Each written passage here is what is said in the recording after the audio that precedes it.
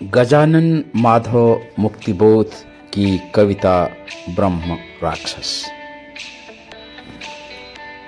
गजानन माधव मुक्तिबोध हिंदी के ऐसे कवि हैं जिनकी कविताओं का मर्म भेदने के लिए कविता के शब्दों से अधिक मुक्तिबोध के मानस में उतरना पड़ता है।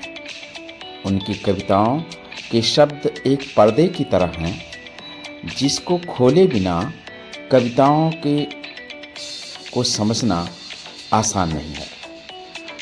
उनकी कविताओं के पीछे का संसार एक अलग तरह का संसार है। उसके सौंदर्य की आप तब तक परख नहीं कर सकते जब तक उसके शब्दों को भेद न पाए। केवल शब्दों से उनके काव्य सौंदर्य की थाह लगा लेना उसी तरह मुश्किल है जैसे किसी कमरे के पर्दे के बाहर से कमरे के भीतर की स्थितियों को जानने की कोशिश करना। उनके शब्द अनुमान का साधन मात्र हैं, प्रत्यक्ष का अनुभव कराने के साधन नहीं। उद्भ्रांत शब्दों के नए आवर्त में हर शब्द निज प्रति शब्द को भी काटता, वह रूप अपने बिंब से भी जूझ विकृताकार कृति है बन रहा। ब्रह्म राक्षस कविता का यह उद्धरण उनकी कविता की गहराइयों की बात करता है। मुक्तिबोध की कविताओं में ऐसे ही शब्दों के अनेक आवर्त चक्र मिलते हैं जो उनकी कविताओं के नए पाठकों को चकरा देते हैं। कविताओं के शब्द अपने ही नए शब्दों से उनके अर्थों को काटते से प्रतीत होते हैं। रूप और बिंब आसानी से स्पष्ट नहीं हो पाते। पूरी रचना एक विकृत आकार लेती हुई सी लगती है। यह मुक्तिबोध की कथ्य का एक ऐसा तथ्य है जो उनकी कविताओं को आच्छादित किए रहता है। मात्र ब्रह्म राक्षस के शब्दों को ही नहीं, उनकी कविताएं अंधेरे में और ब्रह्म राक्षस ऐसी ही कविताएं हैं जिनका मर्म शब्दों से अधिक उन विचारों से समझा जा सकता है जिसके जमीनी संघर्षों को समझने के लिए मुक्तिबोध जीवन के आखिरी क्षण तक जूझते रहे। मुक्तिबोध की डायरी के अनेक पन्ने इसकी गवाही देते हैं। उनके काव्य शिल्प को फैंटेसी कहा गया है, किंतु फैंटेसी से अधिक मुक्तिबोध का काव्य अंतर्द्वंद्वों की कलात्मक अभिव्यक्ति है। वह स्वप्नलोक में नहीं विचरते रहते, बल्कि संघर्ष की जमीन पर खड़े होकर नए युग के संघर्षों में जूझते हैं। उनका काव्य शिल्प इसी संघर्ष की उपज है। यह मध्यवर्गीय बुद्धिजीवी का ही अंतर्द्वंद्व नहीं है, बल्कि उस पूरे भारतीय समाज का है जो आज भी बदलाव के झंझावातों से जूझ रहा है। हिंदी साहित्य में मुक्तिबोध के काव्य संघर्ष जैसा कोई और उदाहरण नहीं।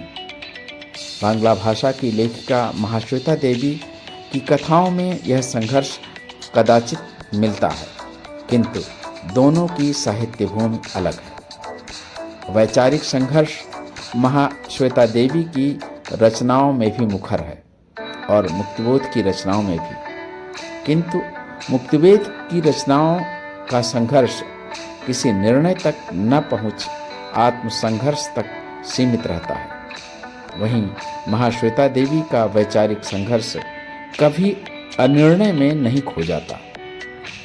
मुक्तिबोध में वैचारिक संघर्षों की पूर्व पीठिका है, महाश्वेता देवी में उसका उपसंहार।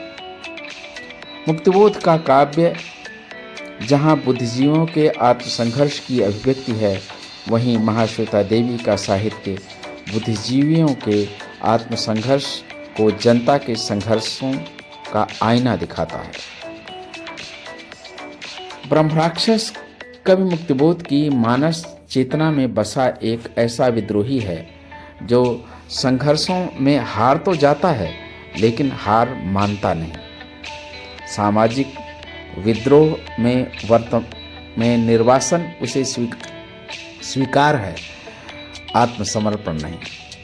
वह अंधकार में भी चांदनी की उम्मीद रखता है।